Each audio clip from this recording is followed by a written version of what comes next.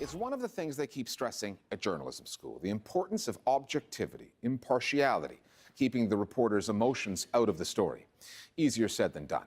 In a world where bad news, war, poverty, terrorism leads the coverage, you'll be hard-pressed to find a journalist who succeeds in absolutely walling off their emotions and their opinions from the facts. And we live in the digital era. The internet has opened up an infinite space for a more partial, partisan style of journalism. So where will that leave old school analog era reporting, or can traditional journalism coexist with this new, more opinionated form?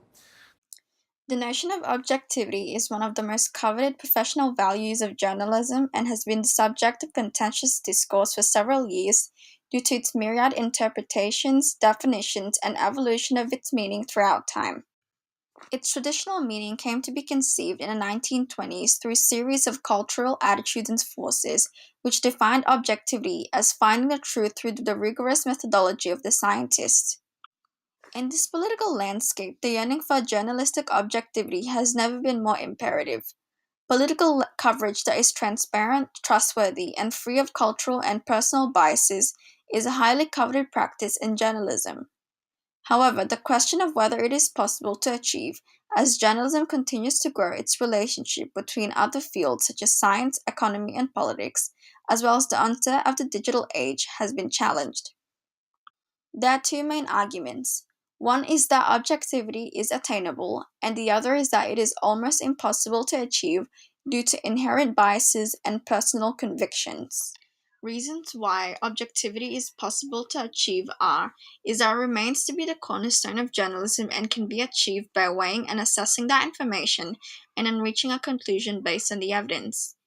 It is important and can only be applied to straight news reporting and not disparate types of journalism. In a study by Elspeth Ray, students were posed the question of to what extent do you find it possible to achieve objectivity in news journalism? Most students from Tunisia, Bangladesh, and Norway answered in most cases and sometimes, thus establishing that most students are more in favor of objectivity being possible. Reasons why objectivity may be unattainable can be attributed to a rapidly changing media landscape, intrinsic human convictions and bias, market driven digital media, as well as the influence of government, advocacy, and corporations. Objectivity is made redundant as evident in news companies favoring certain ideological and political bias in their writings. For instance, Murdoch's Fox News in the US, which supports right wing ideologies. Investigating whether objectivity is possible to achieve in journalism, I will be conducting interviews, brief questionnaires, and surveys in forms of open and closed ended questions that will yield qualitative and quantitative data. Here are some sample questions. To ensure that my investigation adheres to ethical guidelines and is considerate of its participants, I will make sure to ensure that proper consent is given and ensure they can opt out at any time. Participants will be given information about the purpose of the investigation. Explain the format of the interview. Ensure that their confidentiality and privacy is protected if they desire.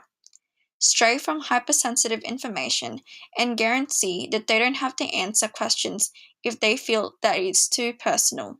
Respect cultural and traditional values.